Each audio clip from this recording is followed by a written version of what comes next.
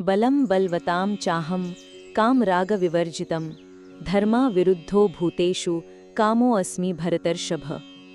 अर्थात, हे भरत श्रेष्ठ, मैं बलवानों का वो बल हूँ जो कामना और आसक्ति से रहित है, और संपूर्ण प्राणियों में मैं वो काम यानी इच्छा हूँ जो धर्म के विरुद्ध नहीं है। ये श्लोक भगवान की शक्ति की शुद्ध और दिव्य प्रकृति को स्पष्ट करता है, उसे सांसारिक और स्वार्थपूर्ण शक्तियों से अलग करते हुए। एक, बल की परिभाषा, बलम बलवताम कामराग विवर्जितम। कृष्ण कहते हैं कि वे बलवानों का बल है, लेकिन कौन सा बल? वो बल जो कामराग विवर्जितम है, यानी कामना, स्वार्थपूर्ण इच्छा और राग यानी उस इच्छा के प्रति आसक्ति से रहित है। ये वो शुद्ध बल है जिसका उपयोग अपनी इंद्रियों को संतुष्ट करने या दूसरों पर हावी होने के लिए नहीं, बल्कि धर्म की रक्षा, कमजोरों की मदद करने और अपने कर्तव्यों का पालन करने के लिए किया जाता है।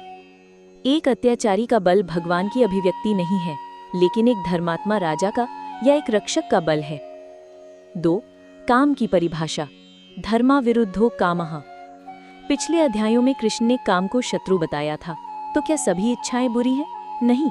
कृष्ण यहाँ स्पष्ट करते हैं कि वे प्राणियों में वो काम या इच्छा है जो धर्मा विरुद्ध है, यानी जो धर्म के सिद्धांतों के विरुद्ध नहीं है।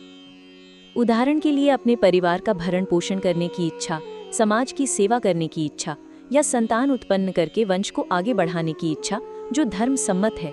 ये इच्छाएं जो ब्रह्मांड की व्यवस्था को बनाए रखने में मदद करती हैं, वे भगवान का ही स्वरूप हैं। श्लोक का सार, भगवान कृष्ण बल और इच्छा जैसी शक्तिशाली शक्तियों को अस्वीकार नहीं कर रहे हैं, वे उन्हें एक दिव्य संदर्भ दे रहे हैं। जब बल का प्रयोग निस्वार्थ भाव से और धर्म के लिए होता है तो वो दिव्य है।